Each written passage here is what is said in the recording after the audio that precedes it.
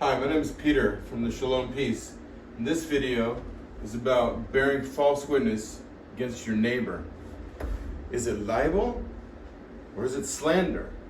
Did you write something that was false against your neighbor? Or did you say something that was false against your neighbor?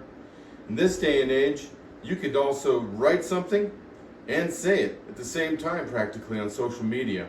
So what are you doing? Are you committing libel or are you committing slander? Is it the real thing? Was it Memorex? What was that? Back then they used to say this commercial, was it live or was it Memorex? Because the recording sounded so real that you thought it was the live performance, but it wasn't. So you don't have a true record of what really happened. Anyway, so this is the 9th commandment, and we're going to focus on the Torah. And what does it say? In the book of Exodus, chapter 20.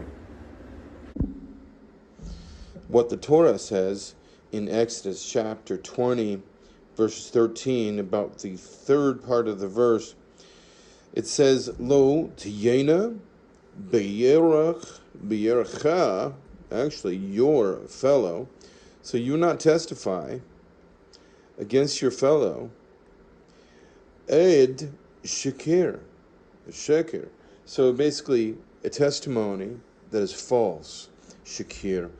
I always remember that because there's a famous artist whose name sounds sort of close to that, Shakir. Anyway, it's falsehood, basically. And so what we understand from this verse is that you can perjure yourself, really. And what is it? This makes it one of the 10 greatest sins in the world, is bearing your false witness against someone. To perjure yourself, or to, like I said earlier, libel or slander someone, is one of the 10 greatest sins in the world. Okay? So let's take a position that we are a righteous person. Okay? If some of us can't say that, let's just say that we're trying to achieve that every day. We're getting better at it, right? Well, a righteous person considers themselves under oath at all times. It isn't just in court. However, this passage does cover someone who is in court. You should not testify, as it says in the beginning of the verse. So we would say, this is maybe someone sitting down in the bench in the courtroom. There's a judge there. Of course they're not going to lie. But we know better than that in human history, don't we? And also, so what I'm saying about the Zadik, or a righteous person, is that we go through life knowing we are under oath with God and the heavenly host who are watching our behavior, our words, or even our thoughts and actions that Elohim knows, the God who is in heaven, the creator of the heaven and the earth, the creator of all things. Some people refer to him as the master of the universe. I refer to him as the God of Abraham, Isaac, and Jacob.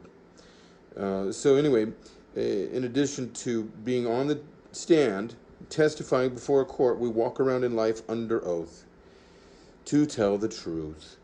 So therefore, it's unacceptable to testify against someone, even if you're convinced that it absolutely took place. You're convinced it happened, however, you were not there or you did not hear it directly. Let's say you had a third party tell you about it, but you feel that they're not strong enough to testify. You still don't have that first account. You don't have the actual evidence, and you don't know someone's heart. You don't know what someone saw. You don't know what someone heard. You don't know what someone felt. You cannot testify to those things. It would be false. It would be perjury to do otherwise, to say you have a first-hand account. Now, to have this kind of malignant belief that you could carry out something like this is a soulful condition. This is a soul that is in error, This is a very difficult spirit to come out of. Some people remain locked in it until the grave. They can never become honest with themselves or those around them. And the only advice for that is to seek truth, to seek what is one and true and can be verified, to start seeking those things, to speak true words in practice in every single word, that no word is somehow an extraction of what you may have thought or said or thought or done. So there are no extractions from this. It has to be actually the raw ingredient has to be the material. Okay, let's see here. What else can we bring out of this? That the sages teach. The sages teach that this is also in conjunction with the first tablet or the first 5 commandments. So in the first 5, this you should not testify against your fellow, testimony that is false. This is on the second tablet. It is also the 9th commandment, or the 4th one on the second tablet. So the 4th one on the first tablet is the Sabbath day. And the sages teach that the commandment is parallel to the 4th commandment of the Sabbath. The Sabbath is a testimony that God created the world in 6 days. Thus, one who lies in court may well come to deny God as the creator. And you know what? This reminds me of a saying. An old friend of mine who just really had an excellent set of principles in her. She would tell me that when someone lies, they're trying to put themselves in the position of God.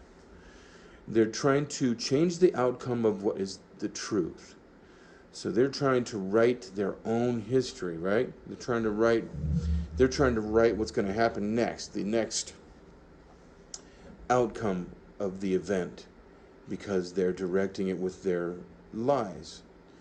We'll see that in controlling people will lie about someone else so that they can control their future.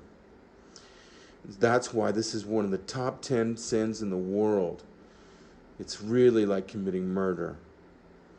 Okay, and we'll wrap it up with that. Well, thank you for staying tuned to the Shalom piece. This is the 9th commandment. We'll be doing the 10th commandment and the last commandment, other than the 613, but I'm probably not going to do all of those. But anyway, this is the 9th, and we'll finish up the 10th probably later this week.